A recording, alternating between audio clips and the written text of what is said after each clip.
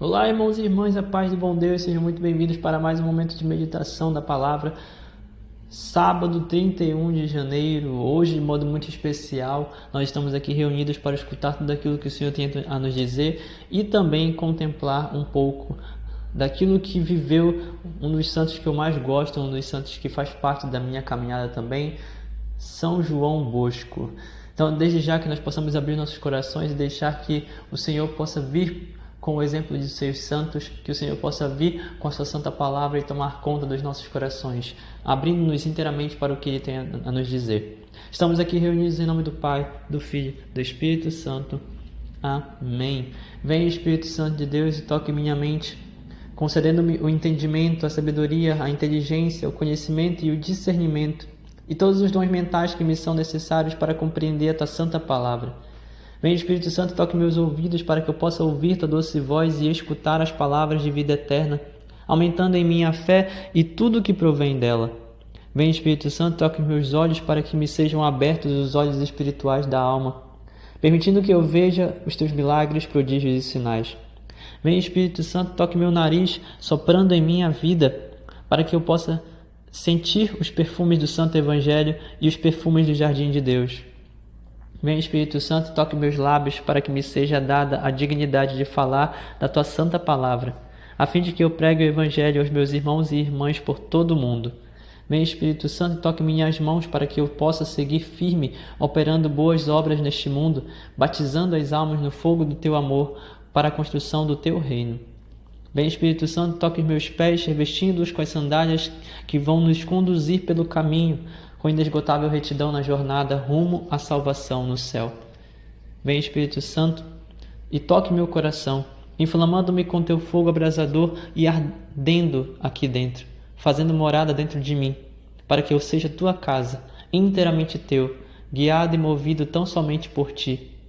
Vem, Espírito Santo, e toque a minha alma, queimando-a inteiramente, para que ela seja purificada, lavada e incendiada nas tuas santas abluções, na tua santa pureza. Vem, Espírito Santo de Deus, e toma conta de mim com a tua chama viva.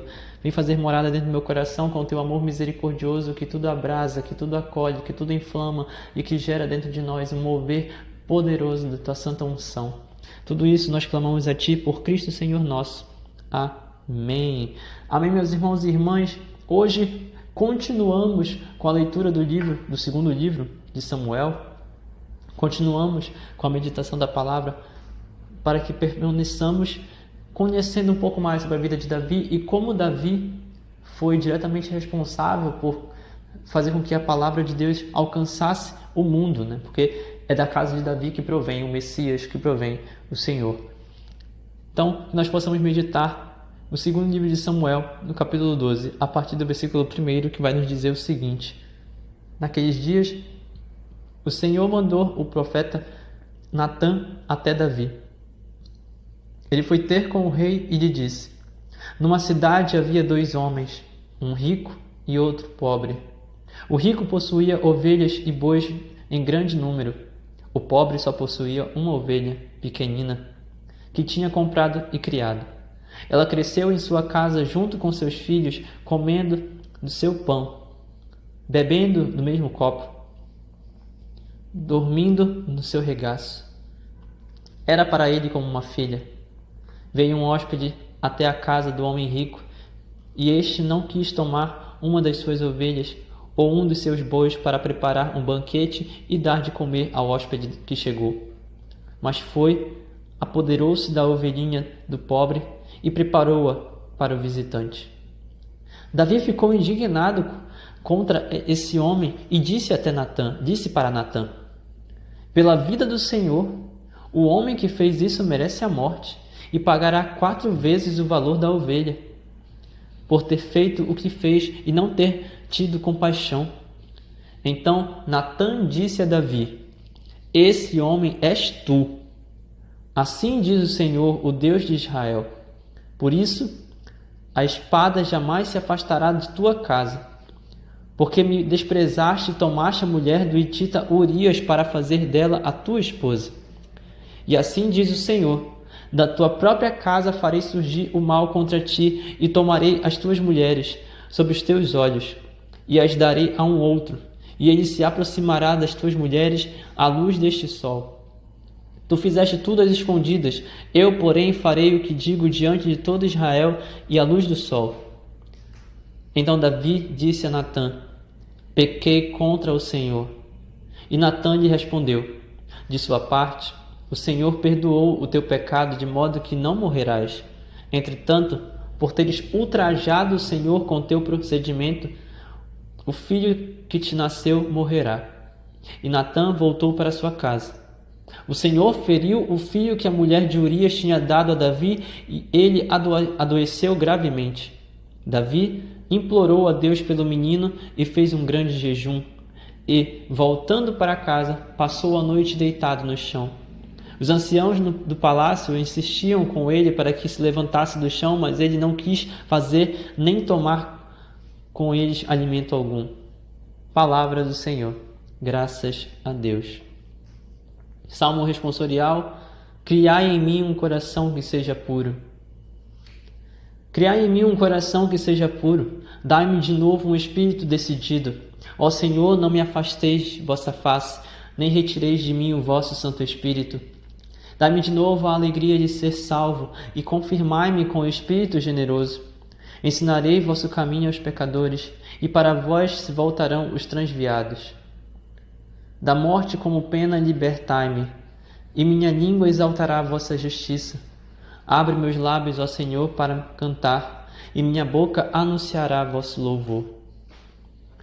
Criai em mim um coração que seja puro. Continuemos então, meus irmãos, meditando agora a palavra do Senhor lá no Evangelho de São Marcos, no capítulo 4, a partir do versículo 35. O Senhor esteja conosco, Ele está no meio de nós. Evangelho de Jesus Cristo segundo São Marcos. Glória a vós, Senhor. Naquele dia, ao cair da tarde, Jesus disse aos seus discípulos: vamos para a outra margem. Eles despediram a multidão e levaram Jesus consigo, assim como estava, na barca. Havia ainda outras barcas com ele. Começou a soprar uma ventania muito forte e as ondas se lançavam dentro da barca, de modo que a barca já começava a se encher. Jesus estava na parte de trás, dormindo sobre um travesseiro. Os discípulos acordaram e disseram: Mestre, estamos perecendo e tu não te importas? Ele se levantou e ordenou ao vento e ao mar: silêncio, cala-te. O vento cessou e houve uma grande calmaria. Então Jesus perguntou aos discípulos: por que sois tão medrosos? Ainda não tendes fé? Eles sentiram um grande medo e diziam uns aos outros: quem é este a quem até o vento e o mar obedecem? Palavra da salvação. Glória a vós, Senhor. Que as palavras do Santo Evangelho perdoem os nossos pecados e nos conduzam à vida eterna. Amém. Meus irmãos e irmãs, terceira semana do Tempo Comum, finalizando com este sábado e de modo muito particular, dia 31 de janeiro, festa, memória de São João Bosco, um dos meus santos favoritos até certo ponto, porque ele é patrono da juventude, divino mestre da comunhão entre os jovens, ele que foi responsável por alguns escritos, algumas cartas, alguns textos ligados à forma de educar a juventude para que tenham uma juventude cristã, uma verdadeira juventude cristã. E um dos exemplos que ele mais me dá até certo ponto é essa capacidade de alcançar os mais novos na palavra do Senhor, de levar a palavra do Senhor para os mais novos. Nós, por diversas vezes, nós estamos numa situação tão complicada que nós não conseguimos levar a palavra do Senhor nem para nós mesmos. Não é verdade? É difícil aplicar a palavra do Senhor na nossa própria vida. Como nós vamos ensinar para os outros? Mas eu digo uma coisa, irmão e irmã, você que está ouvindo nesse momento. Se você tem dificuldade com alguns jovens, se você tem algum jovem por perto, ou se você é jovem, tenha em mente sempre que o Senhor é o teu Deus. E Ele faz o possível e o impossível. Assim como diz no Evangelho de hoje, não tenham medo, não tenham medo. Inclusive, é muito propício que seja esse Evangelho para hoje, porque São João Bosco ele teve uma visão certa vez, ele estava num sonho, ele estava num barco, e o barco foi atingido por uma grande tempestade. De repente, do meio das nuvens, ele olhou para frente E mais à distância, ele viu duas colunas. As colunas que sustentam a Santa Igreja. Nossa Senhora, a Eucaristia. Nossa Senhora de um lado, a Divina Eucaristia do outro. Nossa Senhora de um lado, o Santo Magistério do outro. A real forma de nós sustentarmos a nossa vida cristã é buscando no magistério, na vida de ensinamentos que o Senhor derrama sobre nós, através de seus sacerdotes, através de seu exemplo na palavra. É assim que nós vamos conseguir realmente encontrar aquilo que vai nos sustentar, buscando o Mestre, buscando aquilo que o Mestre tem a nos dizer. E aí você não tem o costume de ouvir o Padre, você não tem o costume de procurar ajuda, procurar uma direção espiritual, você não tem o costume de estar na missa para ouvir a homilia, você não se limita, melhor dizendo, você acaba se limitando a escutar momentaneamente algumas coisas que você procura por aí pela internet, mas você não para realmente para mergulhar na palavra. Está na hora de nós mudarmos isso, está na hora de realmente buscarmos aquilo que vai nos sustentar como as colunas da igreja. De um lado, o Divino Magistério, a vida de ensinamento que começou em Jesus e que permanece até os dias de hoje com a Santa Igreja, 2000 anos depois. O mesmo magistério que passou também pelas mãos de São João Bosco, presbítero. E a outra coluna, essa incapacidade que você tem de permanecer em oração, Nossa Senhora pode te ajudar. É muito difícil rezar o texto todos os dias, eu sei que é. Eu também tinha essa dificuldade, mas reze. Peça a ajuda de Nossa Senhora, ela vai te ajudar. Reze no seu dia a dia, uma dezena que seja por vez, uma dezena do texto. São 5 dezenas no dia e você já reza o texto inteiro. Tire um momentinho, cada dezena leva 5 minutos, mas você continua dando desculpa. Você continua fugindo do teu Senhor, você continua fugindo daquele que é capaz de fazer o possível e o impossível. Você continua ainda dando desculpas e fazendo as coisas a bel prazer. Você continua nessa sua vida de pecado, nessa sua vida de preguiça, nessa sua vida que não leva a nada. E você deixa de lado o teu Deus. Sabe quem fez isso também? Davi. Ele que realmente foi ungido pelo Senhor, escolhido pelo Senhor, e que o Senhor caminhou com ele durante tanto tempo. Naquele momento, depois que ele pecou, dormindo com a mulher de Urias, ele começou a mergulhar em uma tremenda tristeza. Tristeza não porque ele ficou triste por ter pecado, também. Ele se arrependeu e escreveu o Salmo 50, que, diga-se de passagem, tem a segunda parte do Salmo, foi cantada hoje, foi rezada hoje, né? Está sendo cantada hoje nas mais diversas missas por aí. Mas o ponto é que o arrependimento não é a única parte de levar à tristeza. A tristeza também de você ter ferido o coração de Deus, de você ter desrespeitado o Senhor. Você sabe disso? Você tem consciência disso? De que todas as vezes que você peca, você desrespeita o coração de Deus, você falta contra o temor de Deus, você peca contra o Sacratíssimo Coração e você causa mais uma chaga, você faz com que mais uma ferida alcance o coração de Jesus. Davi foi esse que, através do pecado do adultério, acabou também, e também por causa do homicídio, quando ele colocou Urias na linha de frente da guerra, da batalha, para morrer. Davi foi esse que pecou triplamente. E aqui Natan, para você perceber como Natan era iluminado e tinha um coração aberto realmente para a ação de Deus, para que Deus falasse, Natan vai até Davi e conta para Davi uma parábola. E naquela parábola, fazendo a comparação, né, ele fala para Davi que o homem rico fez algo que não deveria. Este homem és tu. Versículo 7. Assim diz o Senhor, o Deus de Israel: a espada jamais se afastará de tua casa. Coisas complicadas vão acontecer na tua família. A espada, as ameaças vão continuar te ferindo, vão continuar ferindo a tua geração, os teus descendentes. Vão continuar as lanças, realmente aquilo que é afiado. Lembrando que, olha só, nós estamos falando de ferir o Sacratíssimo Coração de Jesus. Jesus foi ferido através de uma lança. A espada não se afastará da tua casa. Jesus, filho de Davi, foi ferido através de uma lança também. E ele era completamente santo. Ele é completamente santo. O que nós estamos fazendo? Continuamos agindo como Davi? Continuamos pecando contra o sacratíssimo coração de Jesus? Sim, continuamos, porque nós somos pecadores. Mas estamos arrependidos?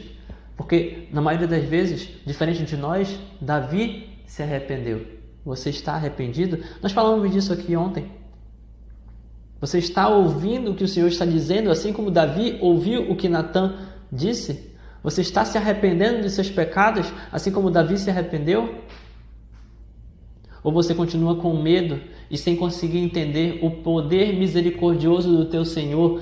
Jesus está no barco, mesmo que a tempestade esteja tão forte lá fora. Jesus está no barco, mesmo que os pecados ao teu redor pareçam nublar a tua visão, mas Jesus está no barco. Recorre ao teu Senhor. Ou você tem medo de falar com Ele porque você pecou? Você tem medo de retornar para Ele porque você pecou? Você tem medo de falar com Ele, de se arrepender porque acha que Ele vai te julgar? Jesus não julga. Ele tem misericórdia. No dia do juízo final, Ele vai fazer o julgamento que for necessário. Mas aqui, neste mundo, enquanto nós pudermos encontrá-lo na Santa Eucaristia, todo santo dia, Ele tem misericórdia. E Ele quer o teu arrependimento. Deixa Ele fazer na tua vida. Para de fugir. Para de olhar para a tempestade e esquecer que Jesus está no barco da tua vida. Para de olhar para a tempestade e esquecer que esse barco, assim como São João Bosco viu, esse barco é conduzido pelo teu Deus. Ou você realmente não crê nisso? Dai-me de novo a alegria de ser salvo, é o que vai dizer o Salmo. E confirma em mim um espírito generoso de caridade, de intrepidez,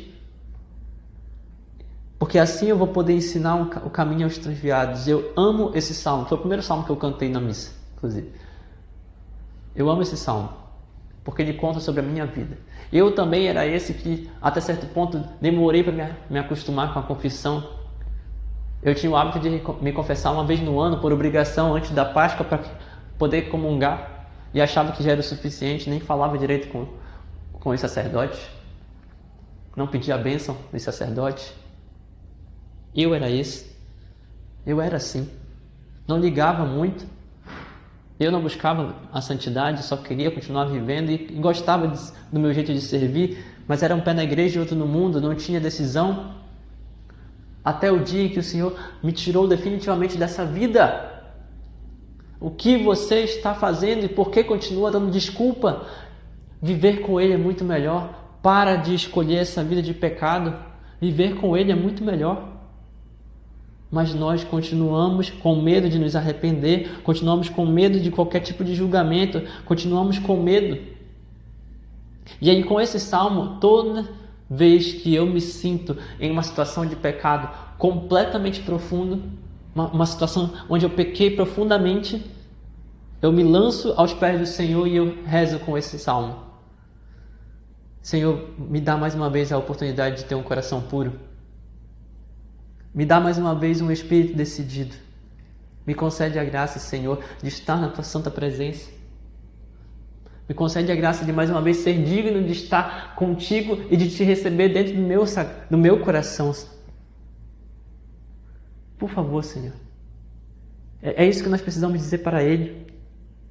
Mas ao invés de nós nos lançarmos aos pés dele, não. Nós temos o orgulho e o egoísmo de não querer ir até Ele, né? Ao invés da humildade que vai nos lançar aos pés da cruz, não. Nós continuamos com medo, sem entender que Deus é poderoso para fazer do maior dos pecadores o maior dos santos. Deus é poderoso para te fazer como Ele fez com Paulo.